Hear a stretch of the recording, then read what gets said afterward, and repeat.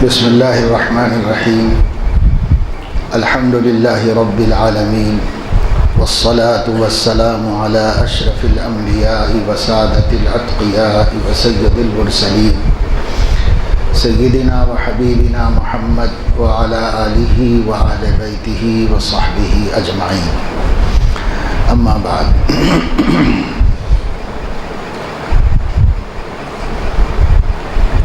قال اللہ تبارک و تعالی قل ان ھدی اللہ ھو الھدی، صدق اللہ العظیم۔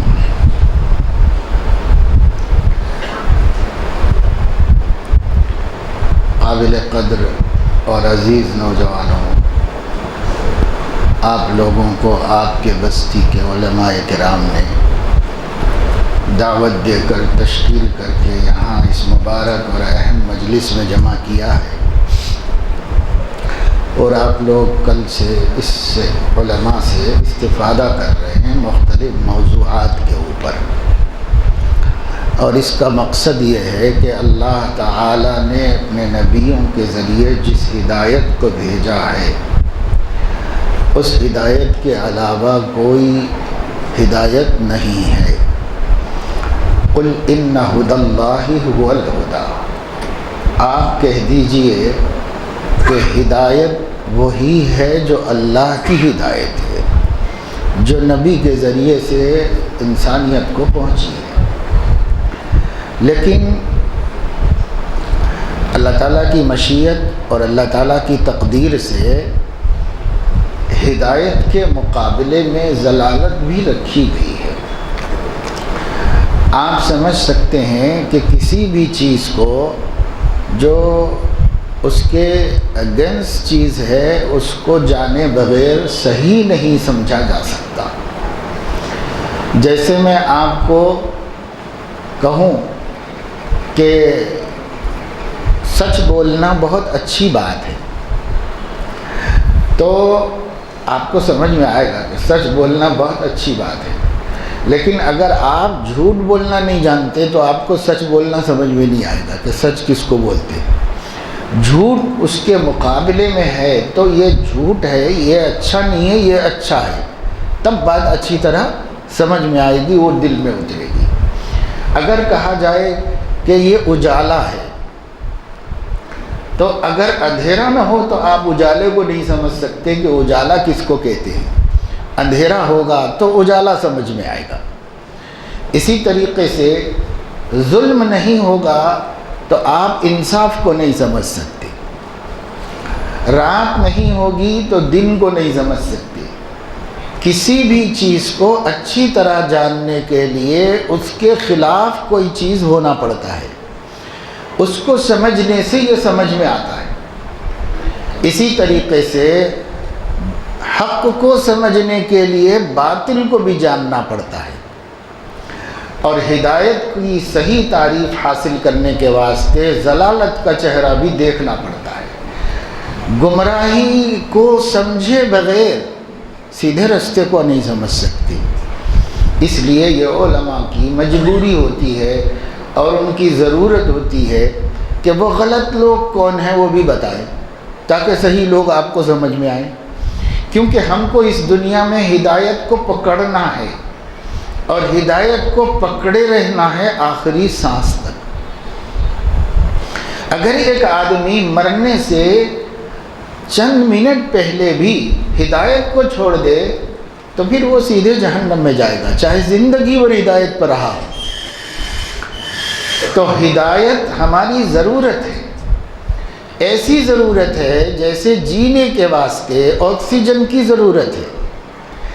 اگر آکسیجن نہیں تو رہ ہی نہیں سکتے، زندگی نہیں گزار سکتے، موت آ جائے گی۔ اسی طریقے سے اگر ہمارے ساتھ ہدایت نہیں ہے تو ہمارا ایمان قائم نہیں رہ سکتا، ایمان سے ہاتھ دھو لینا پڑے گا۔ اگر ہدایت پر ہم ہیں تو ایمان سلامت ہے، اور ہدایت پر نہیں تو ایمان سلامت نہیں۔ اس لیے یہ بہت سے لوگ کہتے ہیں کہ بھائی کوئی بھی غلط ہوں گے، کچھ بھی ہوں گے، ہمارا کیا کرنا ہے، ہم تو سیدھے راستے پہ ہے نا، ہم کو کیا پریشانی ہے کسی سے۔ تو یہ جو بعض لوگ سمجھتے ہیں کہ اس پروگرام کی ضرورت نہیں ہے، یا اس قسم کی باتیں کیوں کرنا؟ آپ سنیں گے بھی لوگوں سے، اور بہت سے لوگ کہتے بھی ہیں کہ بھائی کوئی کچھ بھی کر لے رہا ہوں گا، جہنم میں جا رہا ہوں گا، جان دو، ہم کو کیا کرنے کا ہے، ایسے بولتے ہیں۔ اور یہ بولتے ہیں بھائی اپنا دین دیکھ لو، اپنا عقیدہ دیکھ لو۔ تو یہ بات ٹوٹلی صحیح نہیں ہے۔ کیوں؟ اس واسطے کہ آپ غلط کو نہیں جانیں تو صحیح کو بھی نہیں پہچان سکتے۔ آپ کو پتہ چلنا ہوگا کہ اللہ نے اس دنیا میں گمراہی کیوں رکھی۔ اللہ بڑی قدرت والا ہے، وہ چاہتا تو سب ہدایت والے ہی رہتے تھے، اور ایک زمانے تک تھے۔ قرآن میں کہا گیا کان الناس امۃ واحدہ، پہلے لوگ سب ایک ہی خیال کے تھے، سب اللہ کی توحید کے قائل تھے۔ کہاں تک؟ حضرت آدم علیہ السلام سے لے کر سیدنا نوح علیہ السلام تک کان الناس امۃ واحدہ، سب لوگ ایک ہی عقیدے کے تھے، سب لوگ خدا کی توحید کے قائل تھے، سب لوگ نبیوں کو ماننے والے تھے۔ لیکن حضرت نوح علیہ السلام کے انتقال کے بعد ان کی امت کے جو نیک لوگ تھے، یغوث، یعوق، نصر، جن کا ذکر قرآن میں سورہ نوح میں آیا ہے، یہ بڑے اچھے لوگ تھے، یہ نیک لوگ تھے۔ ان نیک لوگوں نے اپنے نبی کی امت کو بھٹکنے سے بچایا۔ جب ان کا بھی انتقال ہو گیا تو قوم کے لوگوں نے کہا یہ کتنے اچھے پیارے لوگ تھے، انہوں نے ہمیں اپنے نبی کے دین پہ رکھا تھا، اس لیے ان کو بھولنا نہیں چاہیے، اور نہیں بھلانے کے لیے ان کے مجسمے بنا کر، اسٹیچو بنا کر رکھ لینا چاہیے۔ جیسے آپ کو نہیں بھولنے کے واسطے چوراہوں پر یہاں وہاں گاندھی کھڑا ہوا بیٹھا ہوا ملتا ہے۔ کیوں؟ اس واسطے کہ ملک اپنے بابائے قوم کو، اپنے ہیرو کو بھلانا نہیں چاہتی، اور ہر نئی نسل آ کے ابا سے پوچھتے ابا یہ کون کھڑا ہوا ہے، بولے تو یہ بہت بڑا آدمی ہے بھائی، یہ ملک کا ہیرو ہے، بولے کیسا بتاتے؟ نہیں رہا تو کون پوچھتا، کون بتاتا؟ اس لیے ان کی سمجھ میں یہ بات آئی کہ اپنے بزرگوں کے تمثال، عربی میں بولتے اس کو اسٹیچو، ان کے پورے مجسمے بنا کے کھڑا کر دینا، ان کو دیکھتے رہے تو دین یاد رہتا، دین پہ چل سکتے۔ اس لیے ان لوگوں نے ان بزرگوں کے جو اللہ کے نیک بندے تھے مجسمے بنا کے پہاڑوں میں تراش کے رکھ لیے تھے۔ تو وہ لوگ اسی لیے رکھے تھے، اسی اچھی نیت سے ہی رکھے تھے، اور فائدہ بھی ہو رہا تھا وہ لوگ۔ اس کے بعد ان کے بچے آئے، ان کو بتایا گیا یہ نیک لوگ ہیں، ایک نسل پھر بھی بچی۔ اس کے بعد جو بچے ہوئے وہ بڑے ہوئے تو یہ بولے کہ شاید ہمارا خدا یہی ہے، تو وہ لوگ ان کو پوجنا شروع کرے، انہی مجسموں کی عبادت کرنے لگے۔ قرآن نے کہا وَلَا يَغُوثَ وَلَا يَعُوقَ وَنَسْرًا وَقَدْ أَضَلُّوا كَثِيرًا، لوگ انہی یغوث، یعوق، نصر جیسے اللہ والوں سے گمراہ ہو گئے۔ انہوں نے گمراہ نہیں کرے لیکن اچھے کام سے رکھے تھے، آگے چل کے غلط ہو گیا۔ یہاں پہلے شرک شروع ہوا، اس سے پہلے اس دنیا میں کوئی شرک نہیں کرتا تھا۔ اس لیے قرآن میں کہا گیا کان الناس امۃ واحدہ، پہلے لوگ ایک ہی عقیدے کے تھے، الگ الگ عقیدے نہیں تھے۔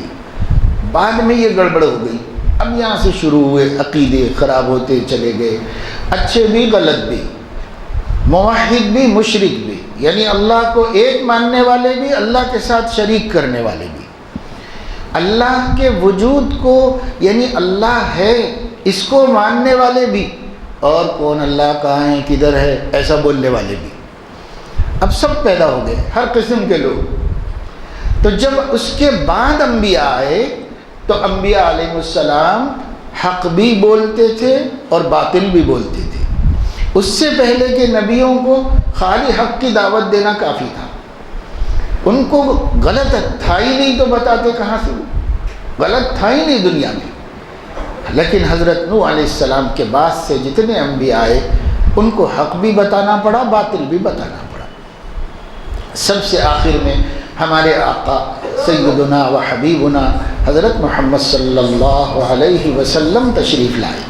آخری نبی ہیں.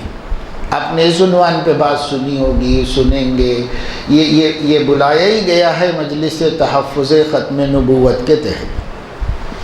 تحفظ ختم نبوت کا مطلب اللہ کے نبی صلی اللہ علیہ وسلم کے آخری نبی ہونے کے عقیدے کی حفاظت.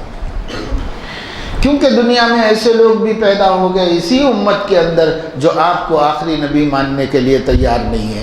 تو اس وجہ سے اس کی حفاظت کے لیے یہ ادارہ پوری دنیا میں قائم ہے. ہر ملک میں ہے الحمدللہ. جہاں مسلمان رہتے ہیں وہاں پر مجلس تحفظ ختم نبوت ہے. کیوں؟ اس واسطے کہ نبی کے بعد نبی بننے والے دنیا بھر میں پیدا ہوتے رہتے ہیں، تو یہ ادارہ قائم کیا گیا. سب سے اہم اس کا ٹارگٹ مرزا غلام احمد قادیانی ہے، جو اپنی کنٹری میں پیدا ہوا، بڑا مضبوط پیدا ہوا. اس سے پہلے بہت پیدا ہوئے ہوا میں اڑ گئے، لیکن یہ بڑا مضبوط مستنڈا تھا. اس کو حکومتوں نے پالا، اس وجہ سے یہ ختم نہیں ہوا اور آج بھی باقی ہے. آج بھی اس کا مین آفس تل ابیب میں ہے، یعنی اسرائیل کے کیپٹل سٹی میں ہے. اب وہاں کیوں ہے آپ سمجھ لے سکتے ہیں کہ یہودیوں کے پالا ہوا ہے اور وہیں پر انہوں نے اپنا مین آفس بنایا. اس کے بعد سیکنڈ مین آفس انگلینڈ میں ہے، جہاں دنیا کے ہر فتنے کو پناہ ملتی ہے، وہاں پر ہے. اور اس کے بعد اب ساری دنیا میں ہے.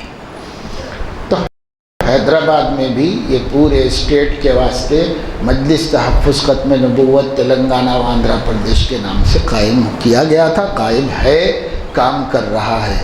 اصل ٹارگٹ تو وہی شخص ہی تھا جس نے اپنی خباثت اور بدقسمتی سے اپنے کو نبی کے بعد نبی کہا، آخری نبی کے بعد اپنے کو نبی کہا، نعوذ باللہ من ذالک. لیکن جب اس کو ٹارگٹ کیے تو کام کرنے کے بعد پتہ چلا ایک نہیں ہے، 20 ہیں نئے نئے ناموں سے. اب کوئی مسیح بنتا ہے، کوئی نبی بنتا ہے، کوئی مہدی بنتا ہے، اور کوئی اللہ تعالیٰ کو اوتار بنتا ہے، نعوذ باللہ. اب وہ حساب سے دیکھنے بیٹھے تو ادھر دیکھے تو ایک ہے، ادھر دیکھے تو ایک ہے، ادھر دیکھے تو ادھر دیکھے تو 20-25 نکل گئے. تو مجلس تحفظ ختم نبوت نے طے کیا کہ بھائی صرف ایک دشمن نبی کو ٹارگٹ نہیں کرنا ہے، جتنے بھی ختم نبوت سے ٹکرا رہے ہیں آ کے، وہ ہر ٹکرانے والے کو دیکھنا ہے اور اپنی ملت کو بچانا ہے. تو علماء بیٹھ کے بہت دنوں سے یہ ایریے کے علماء کرام ہمارے اللہ جزائے خیر دے مولانا مفتی رفیع رشادی صاحب کو کہ اپنے ساتھیوں کو لے کے، علماء کو لے کے اور ایک پوری جماعت بنا کے ایک فکر مند ٹیم تیار کی. تو ایک میٹنگ میں میں نے ان سے کہا تھا کہ آپ اب تک ہم ہی لوگ بیٹھ کے ہم ہی لوگ بول رہے ہیں، اللہ کے کرم سے ہم سمجھ گئے ہیں سب مسئلے، لیکن سمجھانا کس کو ہے؟ وہ عام لوگ ہیں، نوجوان ہیں ملت کے، جن کو پہلے سے پورا علم نہیں ہے دین کا اور عقیدے کا. تو ان کو نہیں سمجھائیں گے تو گمراہ تو ان کو ہی کیا جاتا ہے.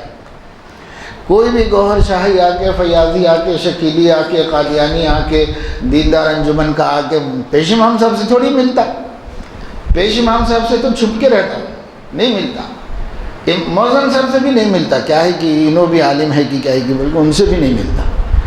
اب ملتا کس سے؟ وہ ملتا آپ لوگوں میں سے کسی سے بھی، کیونکہ آپ کاروبار کر رہے ہوتے ہیں، اسٹوڈنٹ ہوتے ہیں، پڑھ رہے ہوتے ہیں. ابھی اتنا ڈیپ میں نہیں معلوم رہتا آپ کو، کیونکہ لائن الگ ہے نا بھائی. اپنی لائن الگ ہونے کی وجہ سے زیادہ گہرائی میں نہیں معلوم رہتا. تو بولتے ہیں کہ یہ بھولا بھالا ہے، اور آپ میں بھی سب اتنے بھولے نہیں رہتے.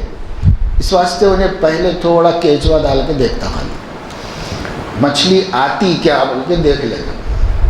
اگر دیکھا ذرا ہوشیاری چھینو بات کر رہے ہیں، کیا ہے، کدھر ہے، ارے نہیں میں ایسا کیسا بولتے آپ، میرے کو تو اس کے علاوہ معلوم ہے، یہ تو غلط دکھ رہا. اگر ذرا بھی آپ چوکنا پن دکھائے تو وہ ٹاپک ہی چھوڑ دے کے انجان مار کے دوسرے کو پکڑ دیں گے. اس کا صرف اس بھولے مسلمان کو، نوجوان کو جو انٹرسٹڈ ہوتا ہے ان کی بات سننے میں. ارے ایسا ہے کیا، ایسا ہے کیا، ارے میں اب تک نہیں سنا بھائی، ایسا ہے کیا.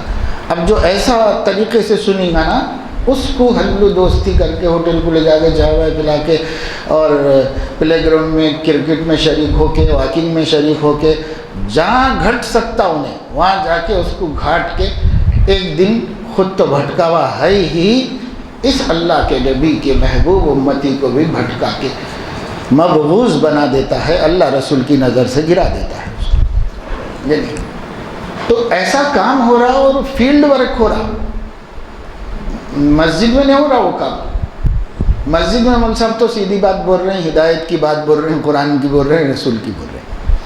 آپ لوگ مسجد کو کب آتے برا مت مانو، آپ لوگ مسجد کو آتے بیان ختم ہونے کے بعد، تو آپ کو بھی کیسا معلوم ہوئے گا کہ کیا مول صاحب جو ہے لیکچر دیے، انہوں بیان کر لیتے، پرانے تھوڑے لوگ آ بیٹھے ہوئے رہتے، پورا بیان ختم ہونے کے بعد مسجد بھرتی اور خطبہ شروع ہونے کے بعد وہاں تک آ جاتے پورے لوگ، انہوں کیا سنیں۔ بلکہ میرے عزیزوں، میرے پیارے بچوں، یہ جمعہ رکھا ہی گیا ہے برین واشنگ کے واسطے، ہفتے میں ایک دن امت کو ان کا دین بتانا، ہفتے میں ایک دن امت کو ان کا عقیدہ یاد دلانا، ان کے کلمے کی حقیقت سے ان کو واقف کرانا، حلال و حرام بتانا، تاکہ یہ امت ہفتہ واری ڈوز لے کے، ویکلی ڈوز لے کر گمراہی سے محفوظ رہے۔ کیونکہ روز بیٹھ کے تو نہیں پڑھ سکتے نا بھائی، کام کرنا ہے، پڑھنا ہے، یا نوکری کرنا ہے، کمپنی کو جانا ہے، بزنس کرنا ہے، ہوٹل چلانا ہے، مزدوری کرنا ہے، کچھ بھی پیٹ کے واسطے مصروف رہنا پڑتا۔ تو امت چونکہ اپنے کاموں میں مصروف رہتی ہے، تو اللہ کے نبی نے یہ کرم فرمایا اپنی شان رحمت سے، ہفتے میں ایک دن جمع کرنا، ہفتے میں ایک دن لیکچر دینا، ان کو بتانا۔ اور چونکہ حضور علیہ السلام کو معلوم تھا کہ علماء بہت نہیں ہو سکتے، تھوڑے ہی رہتے ہیں، اس لیے حضور علیہ السلام نے یہ حکم دیا تھا کہ نماز جمعہ ہر مسجد میں نہیں ہونا، نماز جمعہ صرف بڑی بڑی مسجدوں میں ہونا۔ اس کو بولتے تھے جامع مسجد، جامع کا مطلب جس میں پورے محلے والے جمع ہوتے ہیں، وہ محلے کے سب۔ اب بھی عرب کنٹریز میں ہر مسجد کو پرمیشن نہیں ہے جمعہ پڑھانے کا، جو مسجد کو اجازت ہے وہی مسجد میں جمعہ ہوتا ہے، باقی محلے کے مسجدوں میں نہیں ہوتا۔ کیوں؟ اس واسطے کہ حضور کو معلوم تھا اتنے علماء نہیں مل سکتے جو امت کو صحیح راستہ دکھائے، جتنے مسجدیں ہیں اتنے نہیں مل سکتے، لہذا خالی حافظ صاحب رہیں گے، انہوں نے جمعہ پڑھا دیں گے، خطبہ دے دیں گے، جمعہ پڑھا دیں گے کتاب میں دیکھ کے۔ یہ قوم کی برین واچنگ کون کرے گا؟ ان کے ذہن کو کون صحیح رکھے گا؟ ان کی دھیان کی رہنمائی کون کرے گا؟ اس لیے اللہ کے نبی نے کام آسان کیا تھا۔ اگر اب ہم لوگوں کو اتنی مسجد بنائے، گلی میں بھی بنائے، تو ہم جمعہ اسی دن شروع ہو جانا اس میں۔ اب ہم لوگوں کو ایسا شوق ہے، عالم نہیں ملا تو نہیں ملا، مگر جمعہ ہونا برابر۔ اس کا نتیجہ یہ ہوتا کہ بھائی ہر جگہ اچھے سے سمجھانے والے خطیب صاحب نہیں ہیں، ہر جگہ نہیں، کوئی مسجد میں ہے۔ تو اب آپ کا کام کیا ہے؟ جس مسجد میں اچھے عالم دین کو اچھا سمجھا رہے ہیں، جمعہ جا کے وہاں پڑھو اور بیان میں رہنا۔ اگر آپ بیان میں رہیں گے تو آپ کا فائدہ ہے۔ بلا رہے ہیں بیان کے واسطے، آپ آ رہے ہیں بیان چھوڑ دے کے خطبہ شروع ہوئے بعد آ رہے ہیں، اور آئے تو بھی وہاں باتیں کر لیتے، کھڑے تھے موٹر سائیکلوں پہ، اندر آ کے نہیں بیٹھتے۔ میں 40 سال سے خطبہ دے رہا ہوں، اس لیے بول رہا ہوں، آپ برا مت مانو، 40 سال سے خطبہ دے رہا ہوں، قوم پوری ادھر دیکھتے رہتی، میں ادھر دیکھتے رہتا ہوں، ممبر پہ کھڑے تھے، وہاں بیٹھ کے وضو خانے میں باتیں کر لیتے رہتے، موٹر سائیکلوں پہ بیٹھے ہوئے رہتے۔ یہاں ہم لیکچر دے رہے ہیں، کس کے واسطے دے رہے ہیں بابا؟ اپنا دین ایمان، اپنی ملت، اپنے بچے صحیح راستے پہ رہنا، دین کے راستے پہ رہنا بول کے دے رہے ہیں۔ یہ شوق پیدا کرو آپ اندر۔ یہ بنیادی بات بتانا آپ کو بہت ضروری تھا، اس لیے میرا کو ایک ٹاپک دیے مولانا مفتی صاحب، لیکن وہ میں ٹاپک سے پہلے آپ کو جو بات بتایا وہ بہت بنیادی ضروری بات تھی جو آپ کو بتانے کی تھی، اس لیے میں نے آپ کو بتایا۔ اب اتنے بچے ہمارے کو کہاں ملنا پھر سننے کے واسطے، اب ملے ہیں تو اس لیے میں آپ کو بتا دیا۔ کبھی جمعہ بیان کے بعد نہیں آنا، ہر جمعے کو بیان سے پہلے آنا۔ آئیں گے بھائی انشاءاللہ، اسی سے آپ ہدایت پہ قائم رہیں گے۔ یہ ممبر بنایا گیا ہے امت کی ہدایت کو صحیح رخ سیدھا قبلہ دکھانے کے واسطے، لوگوں کے بھٹکانے سے بچانے کے واسطے۔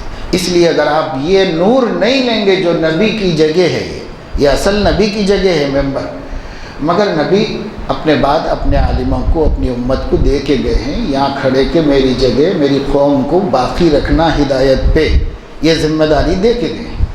تو اب آپ آئیں گے تو باقی رہیں گے نا بھائی، نہیں آئیں گے تو کیسا باقی رہیں گے؟ تو میں سمجھتا ہوں اگر آپ نے اس کی پابندی کی تو آپ کو بہت علم ملے گا، بہت علم ملے گا، کبھی کوئی آپ کو بھٹکا نہیں سکے گا۔ ہر ہفتہ ایک آپ کو سبجیکٹ پہ مولانا بیان کرتے ہیں تو آپ کو وہ معلومات ہو جائیں گے خود بخود، پھر آپ پڑھو، اچھا پڑھو، اچھے قابل بنو، کاروبار کرو، جو بھی کر رہے ہیں آپ وہ کرو، اسی میں دھیان دو۔ لیکن یہ ہفتے کا، یہ ویکلی ڈوز جو نبی دے کے گئے ہیں یہ لیتے رہو، نہیں تو پھر کورونا میں پازیٹیو آ جاتا سب کا، جی کورونا پازیٹیو آ جائے گا۔ کوسا کورونا؟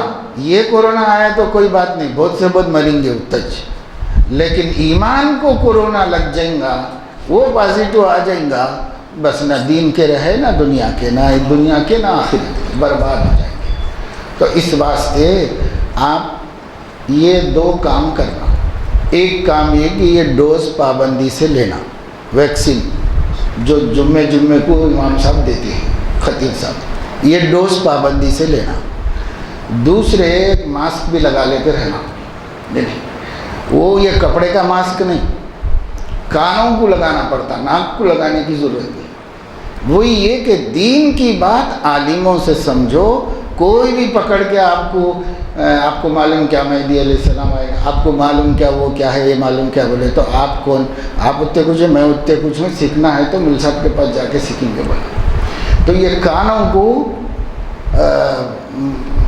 ماسک لگا لینا، نہیں سننا ہے کسی سے دین کی بات، علماء سے ہی سننا ہے، تو پھر بچ جائیں گے آپ انشاءاللہ۔ علماء تو بھٹکائیں گے نہیں، دوسرے سے جو خطرہ ہے اس سے محفوظ ہو جائیں گے۔ اس لیے وہ جراثیم سے اب ناک کو بچانے کی ضرورت نہیں، کان کو بچا لینا۔ یہ طریقہ، یہ ماسک اللہ نے آسمان سے اتارا ہے۔ قرآن مجید میں اللہ تعالیٰ نے فرمایا لا تقعدوا معهم حتى يخوضوا في حديث غيره انكم اذا مثلهم ان الله جامع المنافقين والكافرين في نار جہنم جميعا في جہنم جميعا۔ کیا فرمایا اللہ نے؟ بڑی سخت بات ہے، دیکھو غور سے سنو آپ۔ اللہ فرما رہے ہیں یہودیوں اور عیسائیوں اور منافقوں کے ساتھ بیٹھ کے دین کے معاملے میں ڈسکشن مت کرو، کیونکہ وہ لوگ بھی دین کی باتیں کرتے تھے، کیونکہ ان کے پاس بھی آسمانی کتاب تھی تو دین کی باتیں کرتے۔ اللہ نے فرمایا یہودیوں، عیسائیوں اور منافقوں کے ساتھ بیٹھ کر مسلمان اپنے عقیدے کے سلسلے میں، دین کے سلسلے میں ڈسکشن نہیں کرنا۔ یہ آیت اتری تھی، اس آیت پر بعض لوگ عمل نہیں کرے، اکثر کرے، بعض نہیں کرے۔ بعض بیٹھ کے ان لوگوں شروع کرے تو اب کچھ تو بھی دلچسپی رہی تھی نا، ان کچھ بول رہا سنیں گے تو صحیح بول کے بیٹھ کے سن لیں۔ بعض صحابہ سے یہ غلطی ہوئی، تب اللہ نے یہ دوسری آیت نازل فرمائی۔ دیکھو اب صاف بتا رہا ہوں کہ بات کرنا تو بہت دور کی بات ہے، بیٹھنا بھی نہیں ان لوگوں کے ساتھ۔ اللہ نے فرمایا بیٹھنا بھی نہیں، لا تقعدوا معهم، اور اگر ان سے کچھ لین دین ہے، دھندا ہے، تو وہ دھندے کی بات کر لو، مگر دین کی بات نہیں کرنا۔ حتی یخوضوا فی حدیث غیرہ، اگر کرو گے تو کان کھول کے سن لو، انکم اذا مثلہم، اس صورت میں تمہارا نام بھی وہ لوگوں کے مذہب میں ڈال دوں گا۔ اللہ دنیا کچھ بھی بول لے دو، دنیا مسلمانی بولنے دو ہماری، لیکن اللہ فرما رہے ہیں میں وہ لوگوں میں ڈال دوں گا تمہارے، اور پھر قیامت میں ان کو تمہارے کو سب کو ملا کے جہنم میں جمع کر دوں گا۔ اللہ اکبر، کتنی سخت بات ہے۔ اتنا آسان نسخہ اللہ نے اتارا تھا، ہم اس پہ عمل نہیں کرے، اس لیے ہمارے کتنے بھائی بھٹک گئے، ہمارے کتنی بہنیں بھٹک گئی۔ اللہ نے فرمایا تھا ہر کسی سے دین کی بات مت سنو بھائی۔ امام مسلم رحمۃ اللہ علیہ فرماتے ہیں ان ھذا العلم دینکم، یہ علم کی باتیں تمہارا دین ہے۔ فانظروا عمن تأخذون دینکم، پہلے پرکھ لو کہ کس سے اپنا دین لے رہے ہو، اس کو پہلے دیکھ لو۔ کہاں سے بھی جا کے دوا لا لیتے کا ڈپلیکیٹ لا لیے تو بھٹکتے مرتے۔ تو یہ نہیں کریں گے آپ لوگ انشاءاللہ۔ اتنے ہمارے نوجوان ہیں، اتنی فکر سے آپ آئے ہیں، رات میں قیام کرے ہیں، کل کی باتیں سنے ہیں، آج سن رہے ہیں صبح سے۔ مجھے امید ہے کہ اگر اتنے نوجوان اگر یہ غلطی نہ کریں اور میں نے جو 2 کام بتائے اس کی پابندی کریں، جمعہ کے دن بیان سے پہلے پہنچیں اور اچھے عالم کی مسجد میں جمعہ پڑھیں اور بیان سے پہلے پہنچیں۔ اور دوسرے یہ کہ دین کے بارے میں کوئی ہم سے بات کرے تو ہر کسی سے بات مت کرو، جاننے نہیں جاننے والے کسی سے بات مت کرو۔ ان سے کہہ دو کہ بھائی آپ کا بہت بہت شکریہ، لیکن میں تو اسی بات کو عمل کرتا ہوں جو عالموں سے پوچھ لیتا ہوں۔ میں جا کے پہلے پوچھوں گا، سمجھوں گا، اگر یہ صحیح ہے تو اس پہ عمل کروں گا، آپ بولے بول کے نہیں کروں گا، اور بلکہ بات ہی نہیں کرو تو بہت اچھا ہے۔ یہ 2 بہت بڑی اہم باتیں میں نے آپ کو بتائی۔ آپ یہ سمجھو کہ جتنے بھی اپنے اس وقت میں پروگرام ہو رہے ہیں لیکچر، یہ پورے پروگرام پورا نہیں سمجھے، سمجھ بھی رہے ہیں آپ لوگ، اگر پورا نہیں سمجھے بھی تو انشاءاللہ یہ 2 باتوں پہ عمل کر لو گے تو آپ کو کوئی گمراہ نہیں کر سکے گا، اور انشاءاللہ ہدایت پہ رہیں گے اور ہدایت پہ موت آئے گی انشاءاللہ تعالی۔ اب میں اپنے ٹاپک کی بات آپ سے کرتا ہوں، وہ یہ کہ ہم سے کہا گیا کہ بھئی یہ فرقوں میں جو گمراہ ہیں، ایک فرقے کا نام ہے اہل قرآن، اس کے بارے میں بولنا ہے، 2 کے بارے میں بولنا ہے۔ تو میں آپ کو ایک تمہید شروع میں بتایا ہوں، یہ بہت ضروری تھی، 2 کا بھی بولوں گا، اس کے بعد ایک اختتامی بات بولوں گا، وہ بھی بہت ضروری ہے انشاءاللہ تعالی۔ بیچ میں یہ دونوں کے بارے میں بولنا ہے، وہ دیندار انجمن والے کیا ہیں قصہ، آپ کو نہیں معلوم ہے تو بھی اچھا ہی ہے، لیکن پھر بھی معلوم ہوگا تو اور اچھا۔ اور ایک اہل قرآن کون ہے، یہ 2 کے بارے میں آپ کو میں بتاؤں گا۔ جہاں تک اہل قرآن کا معاملہ ہے تو یہ نام ان کو کوئی بھی نہیں دی، انہوں خود ہی رکھ لیے، سو نام ہے اپنا نام، ایک پارٹی ہے وہ اپنا نام اہل قرآن رکھ لیے، یہ نام ان کو کوئی نہیں دیا، اللہ نے بھی نہیں دیا، نبی بھی نہیں دیا۔ ہم ایک سچے دین کے ماننے والے ہیں، تو جو ہمارا ٹائٹل ہونا چاہیے وہ ہمارا بنایا ہوا نہیں ہونا چاہیے، اللہ کا بنایا ہوا ہونا چاہیے یا اس کے نبی کا بنایا ہوا ہونا چاہیے ٹائٹل۔ اللہ تعالیٰ نے ہمارا نام مسلمان رکھا ہے، هُوَ سَمَّاكُمُ الْمُسْلِمِينَ مِن قَبْلُ وَفِي هَذَا۔ اس امت سے پہلے بھی نبیوں کے ماننے والوں کو مسلمان کہا جاتا تھا، نہیں ماننے والوں کو کافر کہا جاتا تھا۔ اس امت میں بھی نبیوں کے ماننے والوں کو مومن اور مسلمان، یہ 2 ٹائٹل ہیں ہمارے، مومن اور مسلمان۔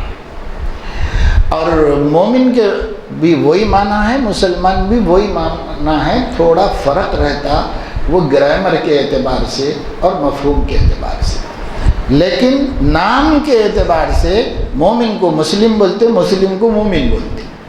یہ اس لیے میں آپ کو بتا رہا ہوں کہ ایک فرقہ جماعت المسلمین بول کے بھی ہے، ان لوگوں کا بھی ایک عجب رونا ہے، وہ یہ کہتے ہیں کہ جو مسلمین جماعت المسلمین میں ہے تو وہی مسلمان ہے، جو وہ جماعت میں نہیں ہے تو وہ مسلمان نہیں ہے، چاہے کوئی بھی رہ دو۔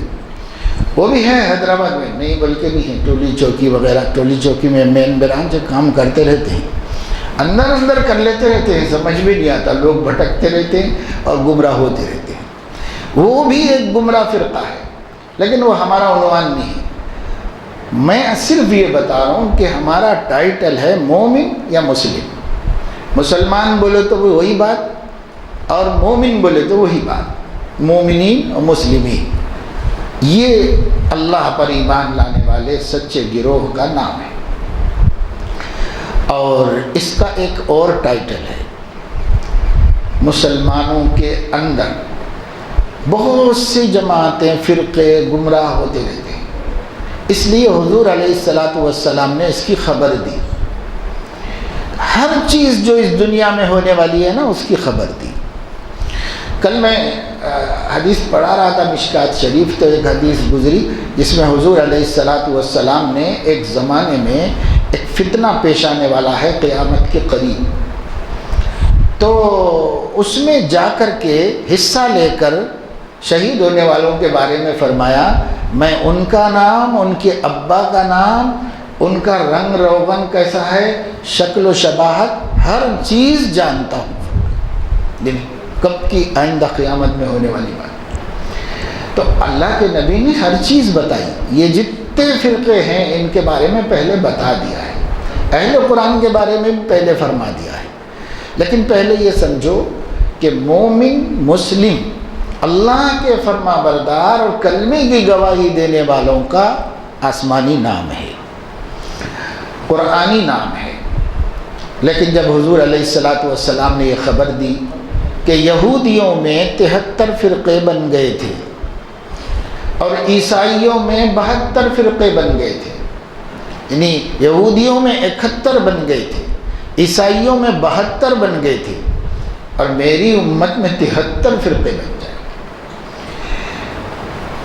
کلہم فی النار الا واحدہ، 72 جہنم میں جائیں گے، ایک جنت میں، یعنی شروع دخول کے اعتبار سے۔ تو صحابہ نے پوچھا وہ کون ہے، وہ ایک بتا دیجئے، وہ 72 کو ہم کیا یاد رکھنا، بہت لمبا قصہ ہو جائے گا، ایک بتا دیجئے وہ کون ہے۔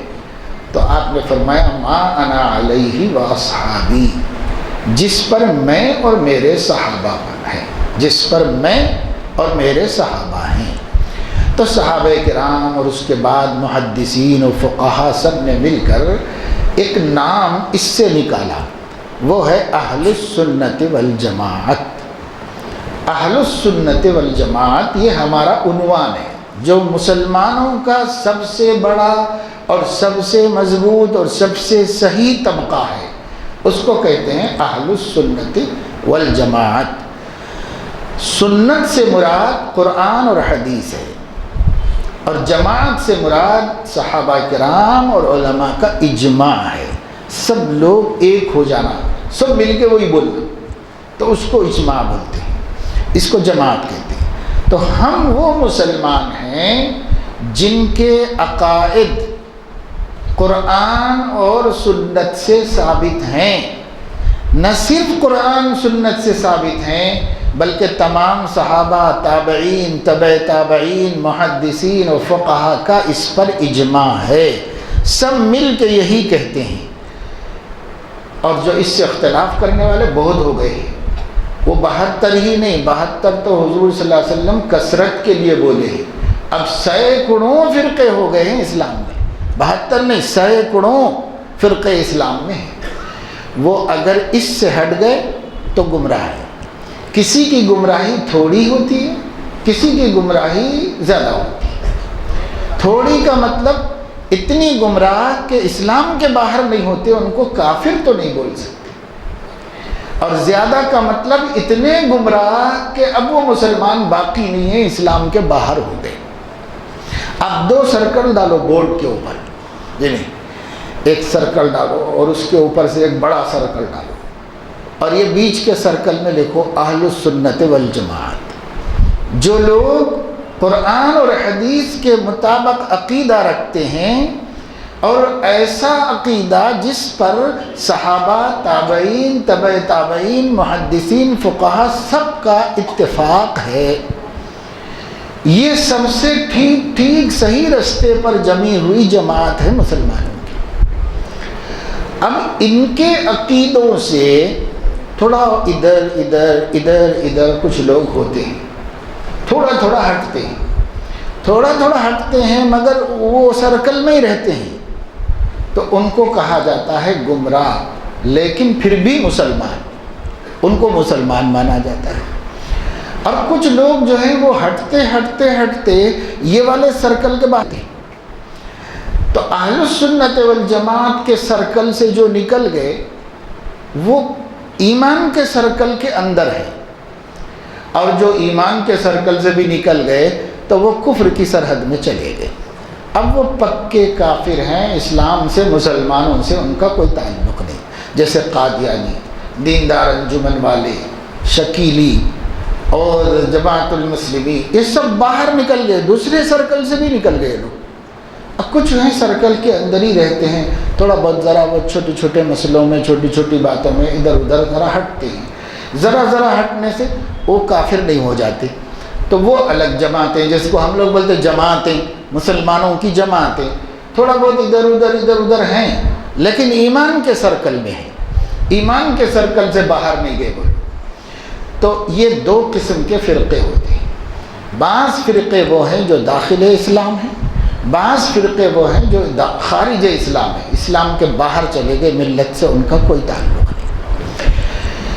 ہم جن فرقوں کی بات کر رہے ہیں کل سے یہاں پر اور شام تک کریں گے، یہ فرقے خارج اسلام فرقے ہیں، ان کی بات کر رہے ہیں، تاکہ ہم ٹوٹل ان سے دور ہو جائیں اور ان سے اپنا کوئی رشتہ ناتا رابطہ ہم نہ رکھیں، اس واسطے کہ اگر کافر سے آپ کا تعلق ہے تو کوئی نقصان نہیں، تھوڑا بہت اس کی ظلمت کا اثر پڑتا ہے، لیکن چونکہ وہ بول رہا کہ بھائی میں ہندو ہوں، میں سکھ ہوں، اور میں عیسائی ہوں، اور میں یہودی ہوں، تو وہ بول رہے ہیں نا، تو اس وجہ سے ان سے ہم کو زیادہ نقصان نہیں۔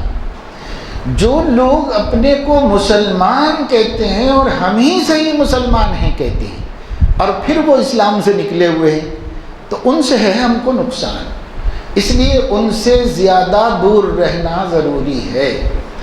بعض لوگ پوچھتے ہیں آپ سے، ارے کافروں سے ملنا جلنا کہتے، ہمارے سے کیوں نہیں ملنا؟ بھائی ہم تو مسلمان ہیں بول رہے نا۔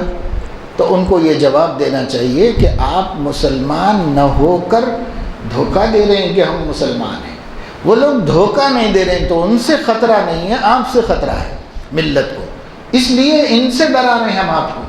آپ نہیں سوچیں گے بھائی اتنا پروگرام رکھے، اس میں یہودیوں کے بارے میں نہیں بولے، عیسائیوں کے بارے میں نہیں بولے، ہندوؤں کے بارے میں نہیں بولے، تو کیا پہلے تو ان کے بارے میں بولنا چاہیے تھا۔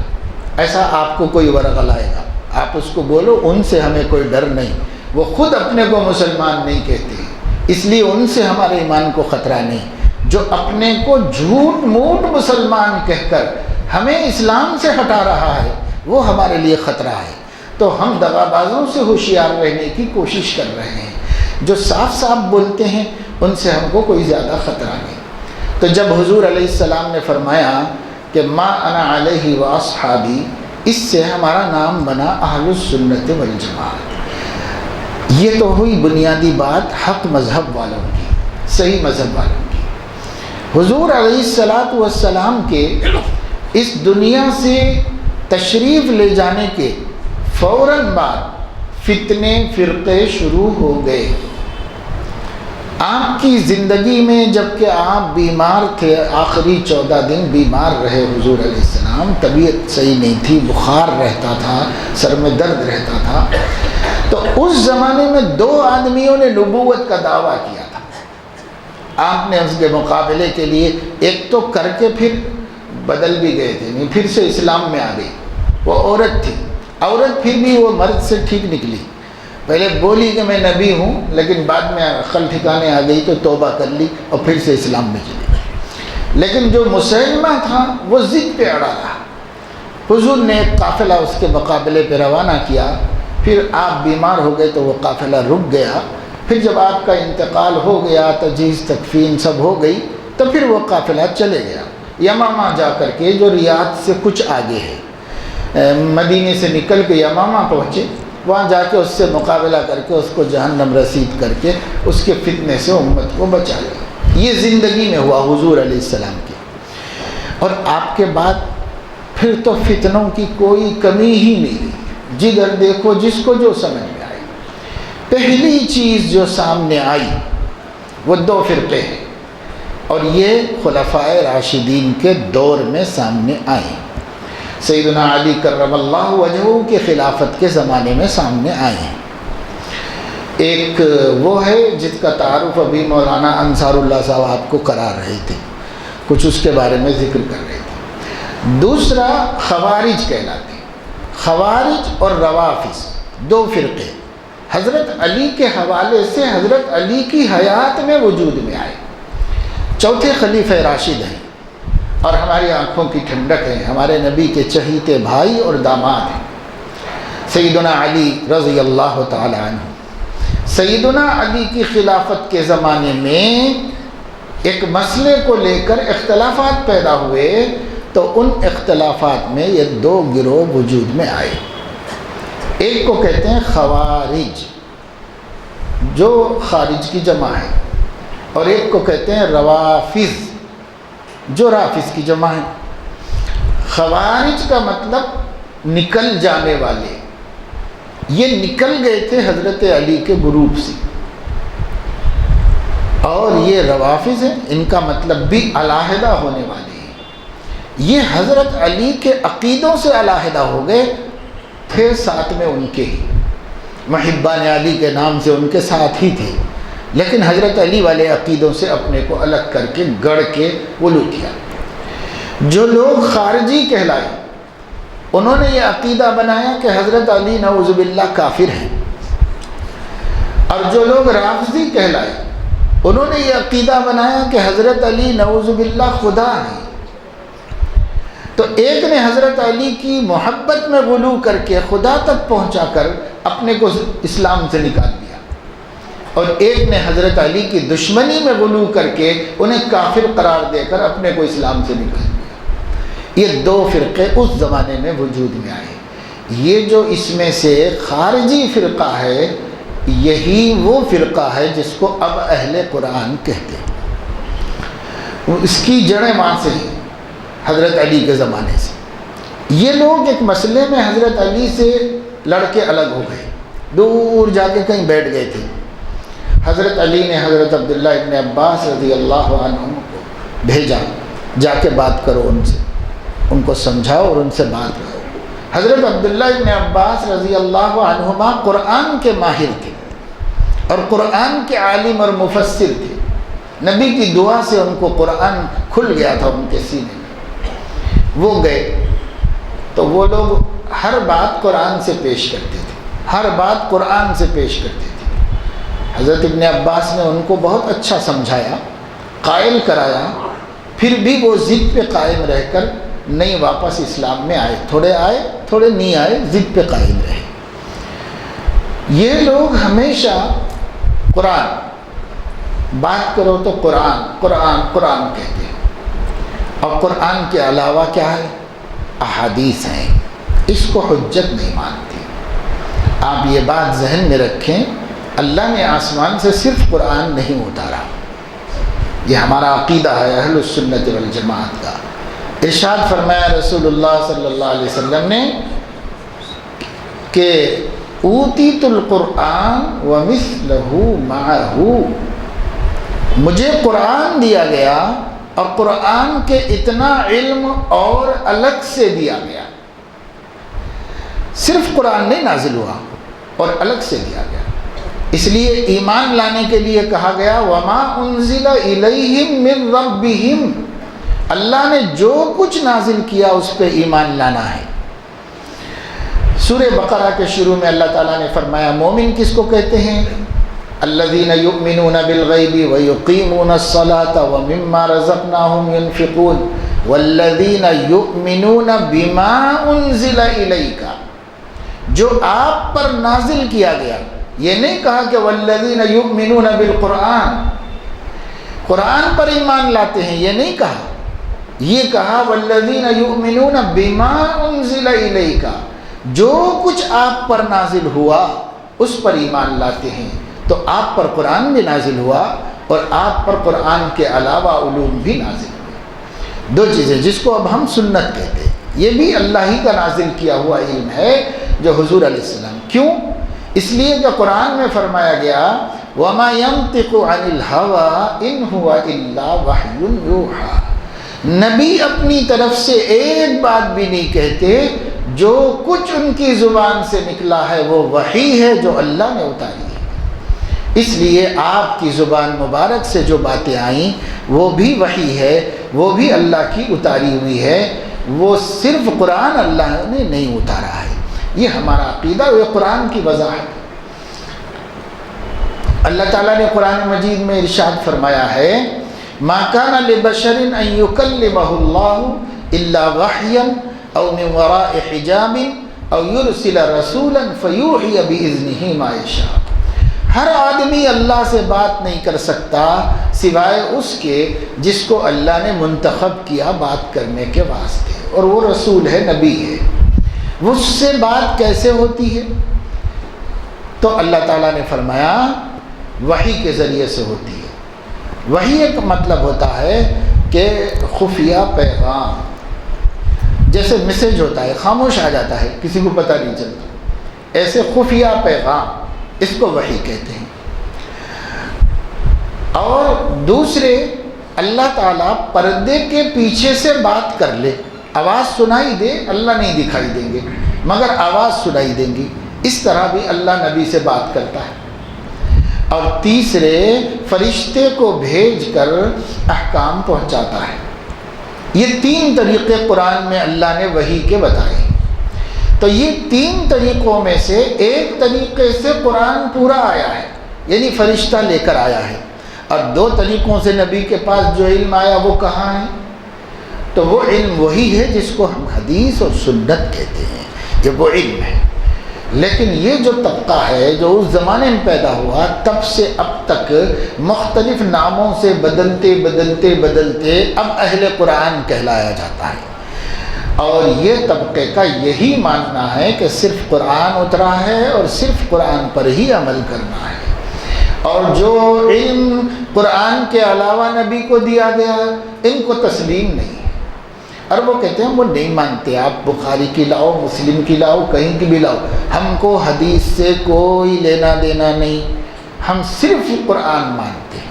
یہ طبقہ یہ کہتا ہے۔ یہ طبقے کو اہل قرآن کہنا صحیح نہیں، وہ لوگوں نے رکھا ہے اپنا نام اہل القرآن، لیکن یہ کہنا صحیح نہیں، آپ کبھی نہ بولیں یہ نام سے۔ ہم اس لیے بیچ میں ذکر کرتے ہیں کہ انہوں یہ نام سے پہچانے جاتے ہیں، اس لیے بول دیتے ہیں، لیکن نہیں، ان کا نام اہل قرآن غلط ہے، ان کا نام ہے منکر حدیث، حدیث کا انکار کرنے والے لوگ، یہ حدیث کا انکار کرنے والے ہیں، یہ قرآن کے ماننے والے بھی نہیں ہیں، اس لیے کہ قرآن میں تو یہ سب ہے نا کہ نبی اپنی طرف سے نہیں کہتے، اللہ کی وحی سے کہتے، یہ قرآن میں ہے۔ اگر آپ قرآن کو بھی مانتے ہوتے تو یہ آیت مانو، اور قرآن میں ہے کہ اللہ نے تین طریقوں سے وحی بھیجی، آپ ایک والی کو مان رہے، دو والی کو چھوڑ دے رہے ہو، تو قرآن کو کہاں مان رہے؟ قرآن میں ہے من یطع الرسول فقد اطاع اللہ، جس نے رسول کی اطاعت کی تو اس نے اللہ ہی کی اطاعت کی، آپ یہ آیت کہاں مان رہے ہیں؟ قرآن مجید میں ہے اطیعوا اللہ واطیعوا الرسول، اللہ کی اطاعت کرو اور رسول کی اطاعت کرو، تو آپ یہ آیت کہاں مان رہے ہیں؟ قرآن مجید میں ہے لقد کان لکم فی رسول اللہ اسوۃ حسنۃ، تمہارے لیے عمل کرنے کو رسول اللہ کی زندگی میں اچھا نمونہ ہے، وہی آئیڈیل ہیں اور وہی تمہارے لیے نمونہ بنا کے بھیجیں گے، آپ اس کو کہاں مان رہے ہیں؟ کتنی آیتیں قرآن کا انکار کر کے اہل قرآن کیسے ہو سکتے ہیں؟ سینکڑوں آیتوں کے منکر ہیں، تو ان کو اہل قرآن کہنا ظلم ہے۔ ہمیں اہل قرآن ہماری زبان سے نہیں کہنا چاہیے ان کو، پھر کیا کہیں؟ تو منکر حدیث کہیں، کہ وہ یہ کہتے ہیں ہم قرآن کو مانتے ہیں، حقیقت میں قرآن کو بھی نہیں مانتے، لیکن انکار حدیث تو پکی چیز ہے، وہ حدیثوں کو نہیں مانتے، اور حدیثوں کو نہیں ماننے والا فرقہ وجود میں آئے گا۔ ہمارے آقا صلی اللہ علیہ وسلم نے اپنی حیات طیبہ میں بتلا دیا تھا، ایک فرقہ وجود میں آئے گا۔ چنانچہ حدیث میں ہے کہ اللہ کے نبی صلی اللہ علیہ وسلم نے ارشاد فرمایا میرے بعد کچھ لوگ کھا پی کے موٹے ہو جائیں گے، یعنی مضبوط ہوں گے، پیسے والے ہوں گے، کھاتے پیتے لوگ ہوں گے۔ میرے بعد کچھ لوگ میری امت میں سے کھا پی کے مضبوط ہو جائیں گے، موٹے ہو جائیں گے، اور تکیوں سے ٹیک لگا کے یا صوفوں پہ آرام سے بیٹھیں گے، اور بیٹھ کر کے جب ان کے سامنے میری حدیثیں پیش کی جائیں گی تو وہ جواب میں کہیں گے حسبنا کتاب اللہ، ہم کو اللہ کی کتاب کافی ہے، ہم کو کسی کی حدیث کی ضرورت نہیں، یہ کہیں گے۔ تو دیکھو کتنا کلیئر حضور علیہ السلام بتا رہے ہیں یہ لوگوں کے بارے میں جو اپنے کو اہل قرآن کہتے ہیں، ان کے بارے میں صاف منظر پورا بتا رہے ہیں تاکہ ہم کو پہچاننے میں دشواری نہ ہو۔ ان کو جب میری حدیثیں سنائی جائیں گی تو وہ اس کے جواب میں کہیں گے ہم کو قرآن کافی ہے، کسی کی بات کی ضرورت نہیں، نبی کی بات کی بھی ہم کو ضرورت نہیں، وہ یہ کہہ دیں گے صاف۔ اچھا ایسے لوگ جب حضور کہہ رہے ہیں کہ پیدا ہوں گے تو پیدا ہونے چاہیے، ہو ہی گئے حضرت علی کے زمانے سے اور اب تک ہیں، ہمارے دور میں بھی ہیں، تو کرنا کیا چاہیے؟ ان کا حکم کیا ہے؟ تو اب اس کا حکم نہ مفتی صاحب سے پوچھنے کی ضرورت ہے، نہ کسی عالم سے پوچھنے کی ضرورت ہے، اسی حدیث میں حضور علیہ السلام نے ان کا حکم بھی بتا دیا، ان کی حیثیت کیا ہے، وہ کون سے سرکل سے باہر ہوئے ہیں، اہل سنت کے سرکل سے نکلے یا اسلام کے سرکل سے باہر چلے گئے، یہ حضور علیہ السلام نے خود ہی طے کر دیا۔ آگے فرماتے ہیں یہ خبر دے کر، یہ پیشین گوئی بتا کر آگے فرما رہے ہیں ہمارے آقا صلی اللہ علیہ وسلم، میں ان سے بری ہوں اور وہ مجھ سے بری ہے۔ بری کا مطلب لا تعلق، کوئی تعلق نہیں۔ حضور فرما رہے ہیں میں بری ہوں، میرا کوئی تعلق نہیں ان لوگوں سے، اور وہ مجھ سے بری ہیں، ان کا بھی میرے سے کوئی تعلق نہیں، نہ تم ان سے ملو، نہ ان کے ساتھ کھاؤ پیو، نہ ان سے رشتہ داری کرو۔ اب یہ اللہ کے نبی صلی اللہ علیہ وسلم نے ان کا حکم بھی بتا دیا، ہم کو بھی حکم دے دیا۔ نمبر 1، کوئی رشتہ داری ایسے آدمی سے نہیں کی جائے گی جو آدمی کہے گا ہر بات کے جواب میں قرآن میں دکھاؤ، قرآن میں بتاؤ، اس سے رشتہ داری جائز نہیں، کیونکہ مومن نہیں ہے، اور مومن کافر کا رشتہ نہیں ہو سکتا، اس لیے اس کے ساتھ کوئی رشتہ داری نہیں۔ جو بھی آپ سے یہ کہتا ہے قرآن میں بتاؤ، میں آپ کو قرآن میں بتا رہا ہوں، آپ قرآن میں بتاؤ، قرآن میں بتاؤ، جو یہ بولتا ہے اس کو سمجھ لو کہ یہ وہی ہے جس سے نبی بری ہے، جس سے نبی بری ہے امت بری نہیں ہوگا تو اس سے بھی نبی بری ہو جائے گی، اس لیے امتی کو بری ہو جانا ہے اس کے ساتھ، ہمارا کوئی تعلق نہیں آپ کے ساتھ۔ اگر یہ کہے کہ وہ قرآن میں بتاؤ، بہت لوگ اس زمانے میں ہیں، آج کل ہیں، وہ یہ آپ کے ایریے بھی بہت ہر طبقے سے متاثر ہیں، لیکن وہ ٹولی جو کی طرح پاش ایریا بڑے بڑے بلڈنگوں والوں کا، موٹروں کاروں والوں کا ہے، وہاں پورے فرقے پائے جاتے ہیں۔ وہاں یہ لوگ بھی ہیں جو ہر بات پہ کہتے ہیں قرآن بتاؤ، قرآن میں بتاؤ، ہم کو قرآن میں چاہیے دلیل، ہم کو قرآن سے دلیل چاہیے، ہم کو کوئی دلیل نہیں چاہیے۔ جو یہ کہے سمجھ جاؤ یہ وہ بد نصیب فرقہ ہے جس سے نبی زندگی میں بری ہو چکے ہیں، جب دنیا میں بری ہو چکے ہیں آخرت میں بھی بری ہیں، اور جس سے نبی بری ہے اس سے اللہ بری ہے، اس لیے ہمارا اس کا کوئی رشتہ ناتا نہیں۔ نبی نے بھی کہہ دیا رشتہ ناتا بھی نہیں کرو، جا کے دوستاں ہیں اور کلاس میٹ ہیں بول کے جا کے ہوٹل میں کھاؤ پیو بھی نہیں، ان کے ساتھ کھانا پینا بھی نہیں، دعوت بھی نہیں قبول کرو۔ کیوں؟ جس سے نبی بری ہیں ہم کیسے قریب ہو سکتے ہیں؟ ہم کیسے ہو سکتے ہیں؟ کیا ہم بھی ملعون ہو جائیں، ہم بھی منحوس بن جائیں؟ نہیں ہو سکتا۔ ہم ہر دوستی چھوڑ سکتے ہیں، ہر رشتہ توڑ سکتے ہیں، اگر نبی کا باغی ہے تو ہمارا کوئی رشتہ نہیں ہو سکتا، یہ ہمیں طے کر لینا پڑے گا۔ اس وجہ سے اللہ کے نبی یہ سارا معاملہ پہلے حل کر چکے ہیں، صرف ہماری غلطی ہے کہ ہم جانتے نہیں جانتے اس لیے متاثر ہوتے ہیں، نہیں جانتے اس لیے پریشان ہوتے ہیں۔ اس لیے یہ مجلسیں اسی جاننے کے لیے منعقد کی گئی کہ ہم جان لیں کہ بھئی بات کیا ہے۔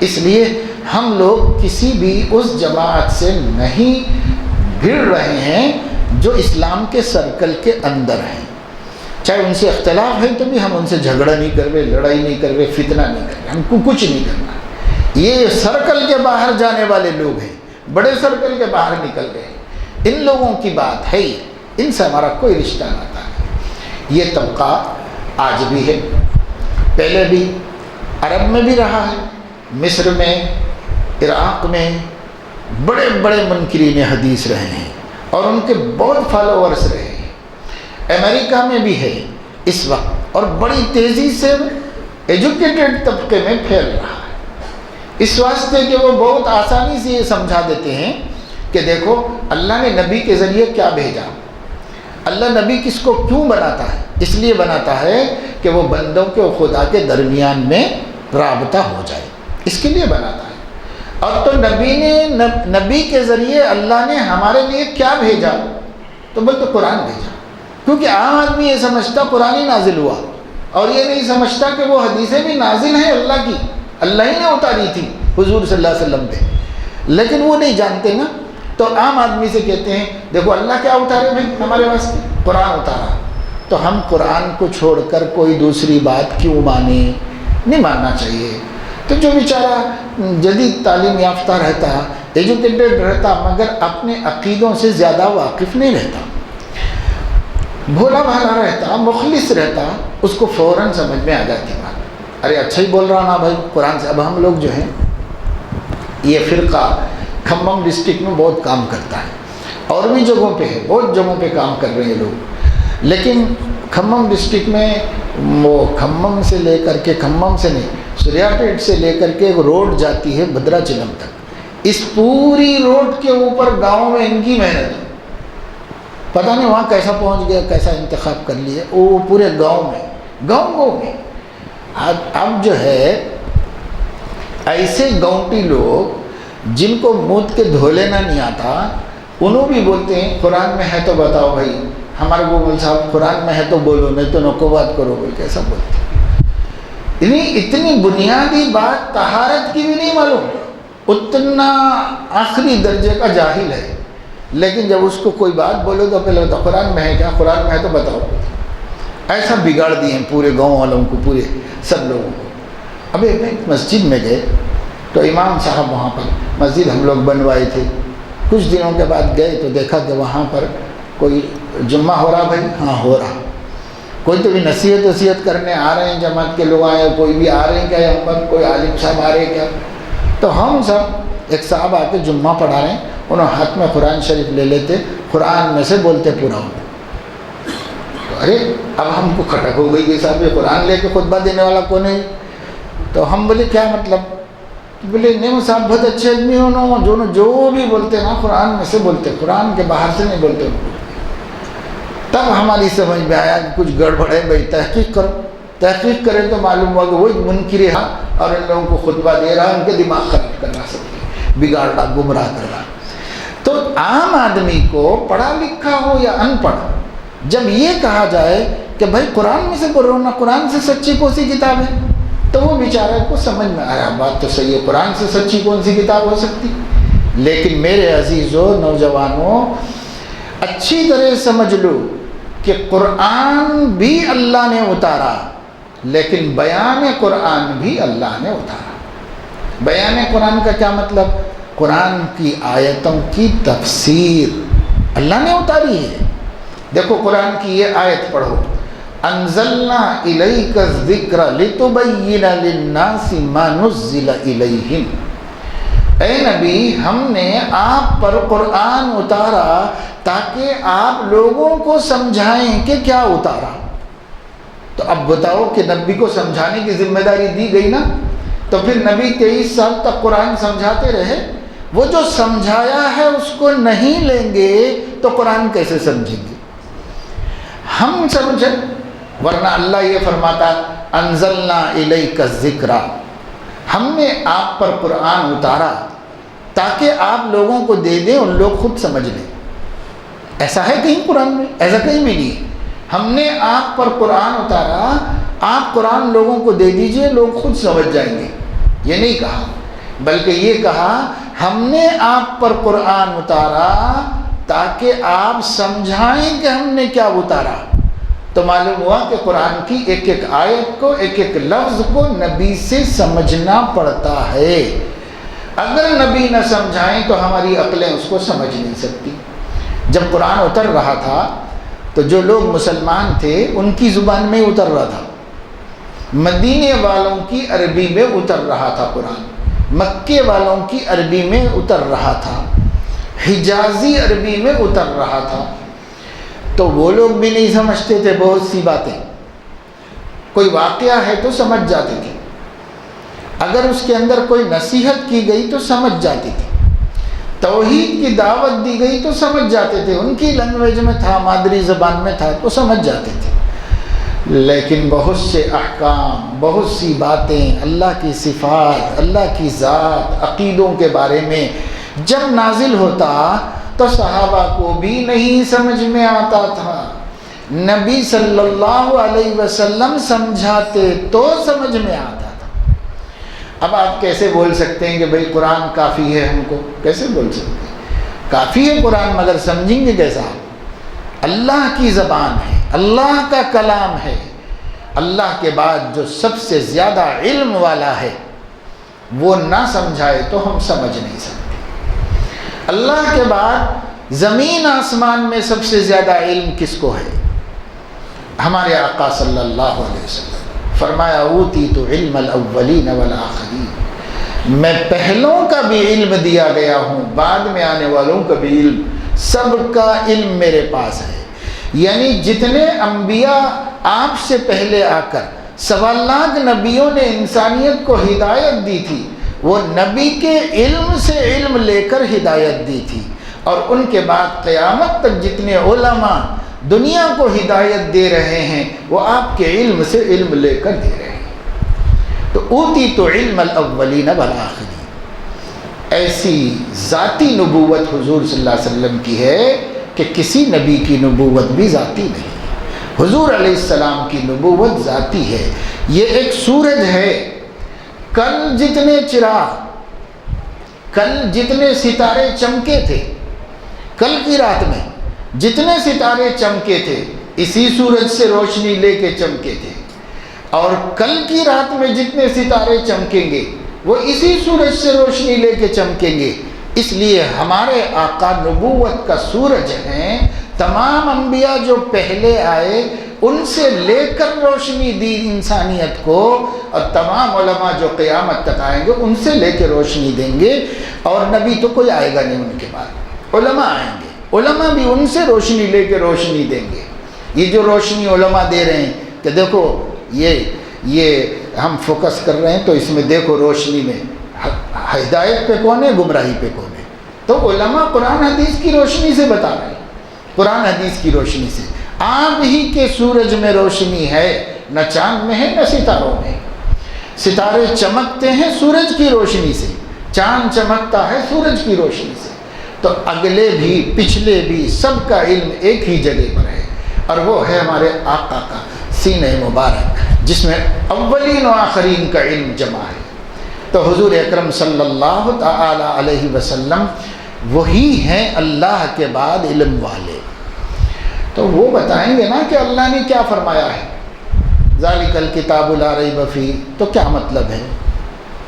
الحمدللہ رب العالمین، تو رب العالمین کا کیا مطلب ہے؟ ہم سمجھیں گے تو بھٹک جائیں گے، اور نبی سمجھائیں گے تو سیدھا رستہ ملے گا، کیونکہ نبی قرآن سمجھانے کے لیے بھیجے گئے تھے۔ اب ایک بہت بڑے عالم امام بزرگ گزرے ہیں جن کو عام طور سے ہم ہندوستانی مسلمان فالو کرتے ہیں، حضرت امام اعظم ابو حنیفہ رحمہ اللہ۔ ان کے تعلیمات میں ایک بات یہ ہے، اور دھیان میں بٹھا لینے کی، اور وہی سارے ہی علماء کی بات ہے لیکن انہوں نے کہی مختصر انداز میں، اور پوری امت یہی کہتی ہے۔ وہ یہ فرماتے ہیں لولا السنت لما فہم احد منا القرآن، اگر حدیثیں نہ ہوتی تو ایک بندہ بھی قرآن کو نہیں سمجھ سکتا تھا۔ قرآن کو سمجھنے کے لیے ہم حدیث کے اتنے محتاج ہیں۔ اب ایک گروہ کھڑا ہوتا ہے اور وہ یہ بولتا ہے کہ صاحب ہم کو حدیث ودیث کچھ بھی نہ کو، ہم کو کسی بندے کی بات نہیں چاہیے، ہم کو صرف اللہ کی بات چاہیے، اور وہ اللہ کی بات صرف قرآن ہے۔ تو دونوں دعووں میں جھوٹا ہے۔ مسلمان ہے اور وہ یہ کہتا ہے کہ ہم کو صرف اللہ کی بات ہے تو کافر ہو گیا، مسلمان باقی نہیں۔ اور اگر وہ یہ کہتا ہے جو اللہ نے اتارا ہے وہ صرف قرآن ہے تو یہ بھی جھوٹ ہے، یہ بھی کفر ہے، یہ بھی بے ایمانی ہے۔ ایمان یہ ہے کہ مانو جو کچھ اللہ نے اتارا ہے، جو کچھ اللہ نے اتارا ہے اس میں قرآن بھی ہے، حدیث بھی ہے، وہ بھی اللہ کی اتاری ہوئی ہے، وہ بھی اللہ کی اتاری ہوئی ہے۔ یہ بات کہاں سے معلوم ہوئی؟ تو خود قرآن ہی سے معلوم ہوئی، قرآن ہی کہہ رہا ہے یہ بات، تو یہ بات قرآن ہی سے معلوم ہوئی۔ اب اگر کوئی اس بات کو نہیں مانتا تو وہ قرآن کو بھی نہیں مانتا، تو اپنے کو اہل قرآن بولنے کا کیا حق ہوا بھائی؟ تو نہ تم اہل قرآن ہو، نہ تم اہل حدیث ہو، نہ تم اہل سنت والجماعت ہو، تم منکر ہو حدیث کے اور منکر ہو قرآن کے۔ جب دونوں کے منکر ہے یا قرآن کی کچھ آیتوں کے منکر ہیں تو یہ عقیدہ ہمارے سب بچے ذہن میں رکھ لیں، ایک آیت کا انکار، ایک لفظ کا انکار بھی کفر ہے۔ اور میں نے ابھی آپ کے سامنے کم سے کم 7-8 آیتیں قرآن کی پڑھی جس سے نبی کی اطاعت کا حکم مل رہا ہے، اور سینکڑوں آیتیں ہیں۔ جب یہ نہیں مانتے تو یہ قرآن کی اتنی آیتوں کو جھٹلا کر اہل قرآن کیسے ہو گئے؟ تو یہ منکر قرآن، منکر حدیث، اور جو قرآن اور حدیث کا منکر ہے وہ پکا کافر، اسلام سے اس کا کوئی تعلق نہیں، اور وہ مسلمان ہو ہی نہیں سکتا۔ اسی لیے آقا نے فرمایا نہ رشتہ رکھو، نہ ان کے ساتھ کھاؤ پیو ہنسو بولو، یہ بھی درست نہیں۔ کیسے ان کے ساتھ ہنسو گے جب وہ نبی کا جی جلا رہے ہیں؟ تو تم کیسے ہنسو گے ان کے ساتھ؟ اس لیے ان کے ساتھ ہمارا کوئی رشتہ نہیں ہو سکتا۔ یہ ہے اہل قرآن۔ اچھا، اب ان کے بنیادی عقیدے کیا ہیں؟ یہ تو میں نے اصل ان کا چہرہ بتا دیا، اتنا ہی کافی ہے، لیکن پھر بھی بنیادی عقیدے 1 2 3 سمجھ لیجئے مختصر۔ ان میں 3 طرح کے لوگ ہیں، یعنی منکرین حدیث میں 3 طرح کے لوگ ہیں۔ ایک وہ ہیں جو یہ کہتے ہیں سرے سے نبی کی اطاعت جائز ہی نہیں ہے، نعوذ باللہ۔ ایک طبقہ، اس طبقے میں کے کچھ لوگ، اس میں 3 گروہ ہیں۔ ایک گروہ یہ کہتا ہے نبی کی اطاعت سرے سے جائز ہی نہیں ہے، صرف قرآن کی اطاعت ہمارے اوپر فرض کی گئی ہے، اس لیے نبی کی اطاعت کرنا درست نہیں۔ اور نبی کی جو اطاعت کا حکم قرآن میں ہے نا، قرآن میں جیسے میں نے ابھی آیت پڑھی اطیعوا اللہ واطیعوا الرسول، تو کہتے ہیں کہ نبی کی اطاعت کا جو حکم قرآن میں ہے وہ بحیثیت نبی اطاعت کا حکم نہیں ہے، بلکہ بحیثیت مرکز ملت اطاعت کا حکم ہے۔ اب مرکز ملت آپ نہیں سمجھیں گے تو اس کو پہلے سمجھ لیجیے۔ نبی کو تو سمجھتے ہیں آپ، لیکن مرکز ملت نہیں سمجھیں گے۔ تو مرکز ملت کا مطلب جو مسلمانوں کا حاکم ہے، بادشاہ ہے، حاکم ہے۔ ظاہر ہے کہ جب مدینے میں حضور صلی اللہ علیہ وسلم تھے اور صحابہ کا ایک بہت بڑا حلقہ تقریباً 1 لاکھ سے اوپر مسلمان تھے، تو آپ ان لوگوں کے حاکم بھی تھے نا، ان کے امیر المومنین تھے، ان کے حاکم تھے۔ یعنی اب آج کل کی اصطلاح میں یہ سمجھو کہ ایز اے پی ایم ان کی بات مانی جا سکتی تھی، نبی ہونے کی حیثیت سے ان کی اطاعت منع تھی، جائز نہیں تھی۔ نبی ہونے کی حیثیت سے کسی غیر اللہ کی بات نہیں مانی جائے گی، نبی کی بھی نہیں مانی جائے گی۔ کس کی مانی جائے؟ پھر ان کی کیوں کہہ رہے ہیں اللہ مانو مانو مانو؟ تو بول رہے ہیں کہ وہ تمہارے حاکم ہیں، اس لیے تم ان کی بات مانو، انہوں جیسے بولے ویسے رہو، ملک میں گڑبڑ مت کرو، شرارت مت کرو، ان کے کہنے کے مطابق چلو۔ لیکن دین تو دین میں، عقیدے میں ان کی بات نہیں مانی جائے گی۔ نعوذ باللہ، میں دوسرے کی بات نقل کر رہا ہوں، ہمارا عقیدہ نہیں ہے۔ یہ 2 باتیں ہو گئی نا، ایک یہ کہ سوائے قرآن کے کسی چیز کے اتباع مسلمان نہیں کر سکتا، چاہے وہ نبی کی بات ہی کیوں نہ ہو۔ دوسرے یہ کہ جو قرآن میں نبی کی اطاعت کا حکم ہے وہ ہمارے حاکم ہونے کی حیثیت سے تھا، نبی ہونے کی حیثیت سے نہیں تھا۔ اس کا مطلب کیا ہوا؟ اس کا مطلب یہ ہوا کہ جب آپ کا انتقال ہو گیا تو اب ابو بکر کی اطاعت کرو، جب ان کا ہو گیا تو حضرت عمر کی کرو، ایسے ہوتے ہوتے ہوتے پھر جو خلفاء ہوئے ان کی اطاعت کا حکم ہے۔ یہاں تک کہ ان میں بعض اتنے خسیس ہیں، وہ یہ کہتے ہیں کہ آج بھی آپ کا حاکم غیر مسلم کیوں نہ ہو، یعنی جیسے آج مودی ہے یا کوئی پریزیڈنٹ آف انڈیا ہے، اس کی تو چلتی نہیں، پی ایم کی چلتی ہے۔ تو جو آج پی ایم ہے ہندوستان کا پرائم منسٹر، اس کی تو ماننا ضروری ہے، پر نبی کی ماننے کا اتنا بھی حکم نہیں، اتنا بھی حکم نہیں۔ یہ غلام احمد پرویز اور چکڑالوی، یہ بڑے بڑے قابل لوگ گزرے ہیں، انہوں نے بڑی بڑی کتابیں لکھی، اس کو تسلیم کیا انہوں نے، حاکم وقت کافر بھی ہے تو اس کی اطاعت کرنا ضروری ہے، لیکن نبی کی اطاعت ضروری نہیں، صرف قرآن کی اطاعت کریں گے اپنے دین میں۔ ایک یہ سب سے کٹر، نہیں، اس کے بعد دوسرا والا ہے، دوسرا والا گروہ یہ کہتا ہے کہ قرآن کی بھی اطاعت کرنا ہے، نبی کی بھی اطاعت کرنا ہے، لیکن نبی کی اطاعت نبی کے زمانے تک ہی تھی، اب جب وہ نہیں رہے تو اب ان کی اطاعت نہیں ہے، اب صرف قیامت تک قرآن کی اطاعت ہے۔ یہ ذرہ نیچے اترا مگر یہ بھی اسی حکم میں ہے، ان کی بھی بات بالکل غلط ہے، ٹوٹل غلط ہے ان کی بھی بات۔ نبی کی اطاعت قیامت تک ہے، قیامت تک نبی کی اطاعت ہے، ان کے زمانے کے بعد ختم ہو جائے گی، یہ بھی غلط ہے۔ اب ذرا اس سے نیچے اور ایک ہے، وہ تیسرا ہے، وہی آج کل بہت زیادہ ہے، زیادہ مقدار میں جو لوگ ہیں یہ تیسرے والے ہیں۔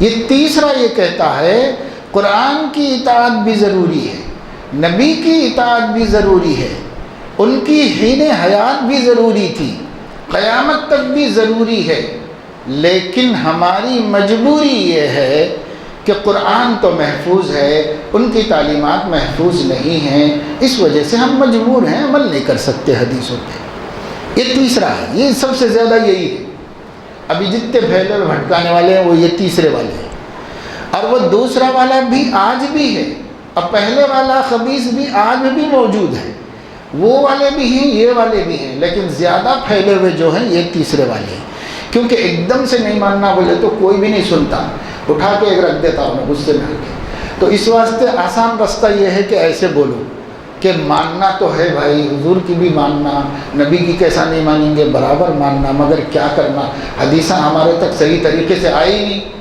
بیان کرنے والے کون کون لوگ آئیں، کیا ہیں، کدھر ہیں، یہ ہے وہ، دیکھو علماء بولتے ہیں ضعیف ہے، موضوع ہے، یہ ہے وہ ہے وہ ہے، بولے تو کنفیوژن ہو گیا، کنفیوژن ہو گیا تو ہم کیسا ماننا کہ یہ نبی کی بات ہے، اس واسطے ہم بول رہے ہیں کہ نبی کو اب چھوڑ دو، صرف قرآن پہ عمل کرو۔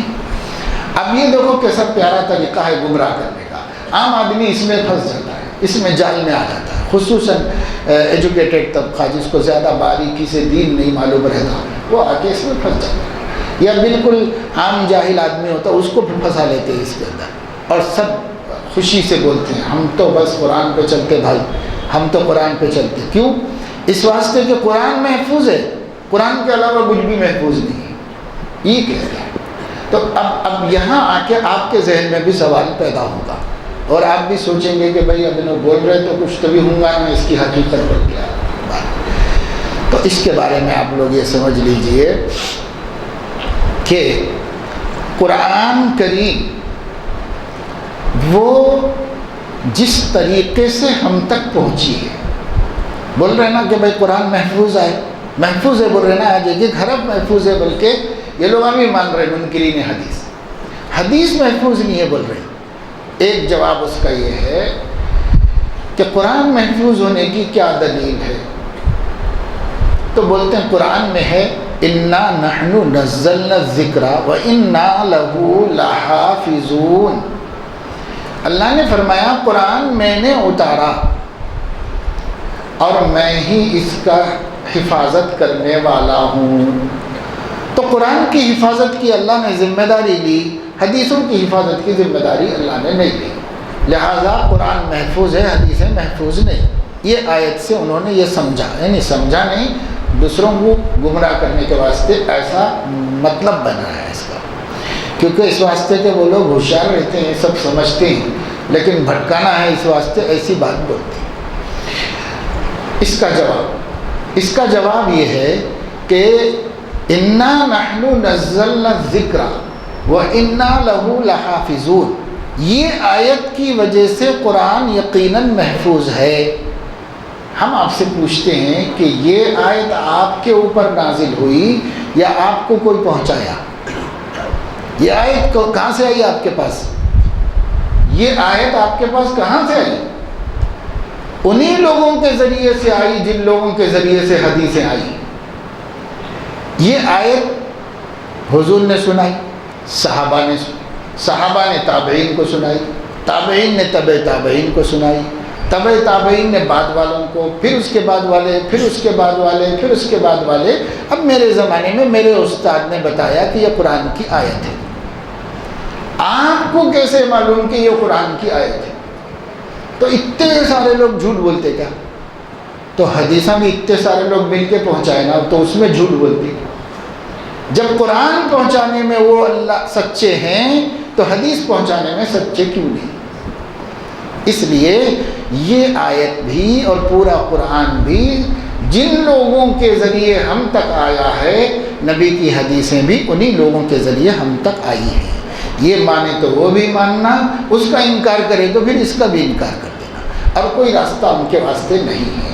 اور ظاہر ہے کہ انہوں دو بھی نہیں کر سکتے، لیکن ہم دو بھی مانتے ہیں، کیونکہ عقل کے مطابق ہے، بالکل صحیح ہے۔ وہی لوگوں نے حدیثیں ہم تک پہنچائی جنہوں نے قرآن پہنچایا ہے۔ ایک بات ہے۔ دوسری بات یہ ہے، قرآن میں یہ آیت ہے اِنَّا نَحْنُ نَزَّلْنَا الذِّكْرَ والی، تو قرآن میں یہ آیت بھی ہے کہ اللہ نے فرمایا لا تحرک به لسانك لتعجل به ان علینا جمعه وقرآنہ فاذا قرأناه فاتبع قرآنہ ثم ان علینا بیانہ۔ اے نبی صلی اللہ علیہ وسلم، جبرائیل پڑھتے وقت آپ بھول جانے کے ڈر سے جلدی جلدی مت پڑھیے، سن لیجئے، آپ کے سینے میں محفوظ کرانا اور آپ کی زبان سے پڑھوا دینا وہ ہماری ذمہ داری ہے۔ ثم ان علینا بیانہ، اس کے بیان کو نازل کرنا اور محفوظ رکھنا یہ بھی ہماری ذمہ داری ہے۔ تو جب اللہ ہی نے بیان قرآن کی حفاظت کی ذمہ داری لی اور بیان قرآن حدیثوں کو کہہ دی ہے جو حضور علیہ السلام نے قرآن کی تشریح میں بیان کی۔ نمبر 3، اگر آپ قرآن ہی لے لیں گے اور اسی کو محفوظ سمجھیں گے تو یہ جو سارا دین ہے نا، یہ دین ثابت ہی نہیں ہو سکے گا۔ کیسے ثابت ہوگا؟ قرآن اشارے کی زبان ہے۔ اب سب سے پہلی چیز ایمان۔ ایمان اللہ کی توحید کس کو کہتے ہیں؟ قرآن توحید کی دعوت دیتا ہے، لیکن توحید کی حقیقت نبی صلی اللہ علیہ وسلم نے بتائی۔ قرآن نماز کی دعوت دیتا ہے، ہر جگہ اقیم الصلاۃ اقیم الصلاۃ اقیم الصلاۃ آیا ہے۔ نماز کیسا پڑھنا قرآن میں نہیں ہے کہیں۔ نماز کیسے پڑھیں، کب پڑھیں، کتنی رکعتیں پڑھیں، قرآن میں نہیں ہے۔ قرآن میں صرف نماز قائم کرو اتنا ہی ہے، یقیمون الصلاۃ اقیم الصلاۃ اقیم الصلاۃ، بس یہی آئے گا، صلاۃ صلاۃ صلاۃ۔ عام حدیث کو مانتے نہیں ہیں تو صلاۃ کس کو بولتے ہیں، وہ کہاں سے لائیں گے؟ تو بولیں گے میں ڈکشنری سے نکالتا ہوں اس کو، تو عربک ڈکشنری لائے، عربک ڈکشنری کھولے، صلاۃ، صلاۃ کے معنی دعا، صلاۃ کے معنی رحمت، صلاۃ کے معنی وہ خاص طریقہ عبادت جو نبی نے بتایا ہے۔ صلاۃ کے معنی سرینوں کو ہلا کے ناچنا، جیسے باجے کے سامنے ناچتے نہیں بچے، وہ ناچنا، وہ بھی صلاۃ۔ تو اب ڈکشنری میں صلاۃ کے اتنے معنی ہیں۔ ایک بیوقوف کھڑے کہ میں 5 وقت ناچ لیتا ہوں، بس ختم، بول کے ناچ لیا، تو آپ کیسا بولتے کہ وہ نماز نہیں ہے؟ وہ نماز نہیں ہے بلکہ کیسا بولتے؟ کیونکہ ڈکشنری میں تو صلاۃ ہے، جب وہ صلاۃ ہے تو صلاۃ نہیں ہے بلکہ کیسا بولتے؟ ایک آدمی بولتا کہ میں 5 وقت میں بس اللہ سے رحمت کی دعا کر لیتا ہوں، صلاۃ کے معنی رحمت کی دعا ہے، میں دعا کر لیتا ہوں، وہ سب کہیں کروں بھائی اتنے مشکل، دکان میں بیٹھے بیٹھے ہی دعا کر لیتا ہوں، میں آفس میں بیٹھے بیٹھے ہی دعا کر لیتا ہوں، تو یہ نماز نہیں ہے بلکہ آپ کس بنیاد پہ بولتے ہیں؟ اس واسطے کہ جب تک حدیثوں کو نہیں مانیں گے نماز ثابت نہیں ہوگی۔ ہمیں دیکھنا پڑے گا کہ نماز قائم کرو تو نبی کیسا کر کے بتائے۔ تو نبی 5 وقت قائم کرے، فجر میں ایسا کرے، ظہر میں ایسا کرے، عصر میں ایسا کرے، عشاء میں ایسا، سب حدیث میں ہے، قرآن میں کہیں بھی نہیں۔ تو نماز ثابت ہوئی حدیثوں سے، حکم ثابت ہوا قرآن سے، طریقہ بتایا، جس کو طریقہ بتانے کے لیے بھیجا گیا تھا اس نے طریقہ بتایا۔ اب وہ طریقے کو ہم نے لیا. اس کے بعد ہے وآتوا الزکاۃ، زکوٰۃ ادا کرو. زکوٰۃ بولے تو کیا؟ تو ڈکشنری لاؤ، ڈکشنری لا کے دیکھو زکوٰۃ کیا ہے. زکوٰۃ کے معنی پاکیزگی، زکوٰۃ کے معنی صفائی، زکوٰۃ کے معنی میل کو دور کرنا، گندگی کو چھانٹنا، یہ زکوٰۃ ہے. اب ایک صاحب بولتے کہ ہاں بھائی میں روزانہ ایک وقت گھر میں جھاڑو دے لیتا ہوں، میں پیسے ویسے سب اچھا صفائی کر کے رکھ لیتا ہوں، اور تجوری میں پیسے ہے ایک وقت پورے جھٹک لے کے دھو کے رکھ لیتا ہوں میں، پھر اس کے بعد سونا چاندی. ایک عورت بولتی میں سالے سال سونا چاندی کو دھو کے پورا سونار سے دھلا کے رکھ لیتی ہوں، کیونکہ زکوٰۃ ہے نا، اللہ زکوٰۃ دے بولے زکوٰۃ دے دیتی ہوں. تو آپ کیسے بولیں گے کہ وہ دیوانی اس کو زکوٰۃ نہیں بولتے؟ زکوٰۃ اس کو بولتے کہ 2.5% 2.5 اپنے مال میں سے نکال کے خیرات کر غریبوں میں، اس کو زکوٰۃ بولتے ہیں. تو اب نہیں مانے کوئی تو اب کیسے منوائیں گے؟ تو منکر حدیث کے پاس کوئی دلیل نہیں ہے قرآن میں، ہمارے پاس ہے. ہم بولیں گے ہمارے آقا نے یہ حکم اس طرح پورا کیا اور اس طرح پورا کرنا سکھایا ہے، لہذا زکوٰۃ اس کو بولتے ہیں. اب اس کے آگے بڑھیے، اللہ تعالیٰ فرما رہے ہیں فمن شہید منکم الشہر فلیصم، جو رمضان کا مہینہ پائے تو اس کو چاہیے کہ فلیصم، صوم کرے. عربی میں اس کو صوم اور صیام کہتے ہیں. آپ حدیث کو تو نہیں ماننا ہے، قرآن سے قرآن ہی لے کہا ہے آپ کو، قرآن کے علاوہ کچھ نہیں ماننا ہے. تو قرآن میں صوم بولے تو کیا، صیام بولے تو کیا، آپ کے پاس ایک ہی رستہ ہے. وہ رستہ یہ ہے کہ یا تو عربوں کو جا کے پوچھو یا نہیں تو ڈکشنری میں دیکھو. تو ڈکشنری میں صوم کے معنی ہے رکنا، رکنا، صوم کے معنی رکنا. تو اب کس چیز سے رکنا؟ وہ تو حدیث میں بتایا گیا ہے، کھانے سے، پینے سے، بیوی سے ملنے سے رکنا. لیکن قرآن میں تو صرف رکنا کہا گیا. رمضان کا چاند نظر آ جائے تو پورے مہینے میں رکے رہو. تو کہاں رکے رہو؟ گھر بند کر لے کے اندر گھر میں رکے رہو، وہیں کھا لیتے رہو، وہیں سو لیتے رہو، وہیں پی لیتے آرام کرتے رہو، تو ہو جائے گا روزہ. اگر ایک خر دماغ بولے کہ میں تو ڈکشنری سے اس کچھ روزہ سمجھتا ہوں اور یہی رکھتا ہوں بولے تو اہل قرآن اس کو کیسے منع کر سکتے ہیں؟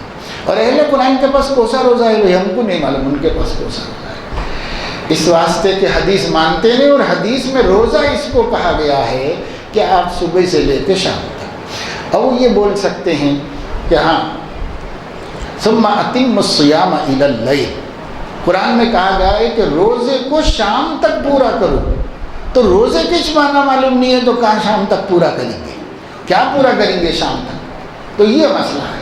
تو قرآن سے روزہ نہیں ثابت ہوگا، نماز نہیں ثابت ہوئی، توحید نہیں ثابت ہوئی، اور زکوٰۃ نہیں ثابت ہوئی، روزہ نہیں ثابت ہوا. اب ایک 4 پلرز آف اسلام میں چوتھا کیا ہے؟ حج ہے. قرآن کہتا ہے وَلِلَّهِ عَلَى النَّاسِ حِجُّ الْبَيْتِ مَنِ اسْتَطَاعَ إِلَيْهِ سَبِيلًا، اور لوگوں پر اللہ کی خاطر بیت اللہ کا ارادہ کرنا لازم ہے جس کو وہاں تک پہنچنے کی طاقت ہو. اسی آیت سے حج کو فرض کیا قرآن میں. حج کا ترجمہ ڈکشنری میں دیکھو، اس کے معنی ہیں قصد، ارادہ، ٹارگٹ کرنا کسی چیز کو، اس کو کہتے ہیں حج. اللہ فرما رہے ہیں کہ بیت اللہ کا حج. بیت اللہ کا حج کیا ہے؟ تو بہت سے بہت یہ بولے گا آدمی بھائی اللہ کا گھر جو مکے میں ہے اس گھر کو جا کے دیکھنا، بس ختم. اتنے معنی نکال سکتا ہے حج کے معنی، اس کے علاوہ کچھ بھی نہیں بنتے. تو اب ایک آدمی یہاں سے جا کے یا وہاں سے جا کے جو ہے بیٹھا جا کے دیکھ رہا اچھا ایسا ہے کعبۃ اللہ، اچھا ماشاء اللہ بہت اچھا ہے بول کے آ گیا. کیا حج کو گئے؟ ہو گیا حج میرا. کیسا ہوا بھائی حج؟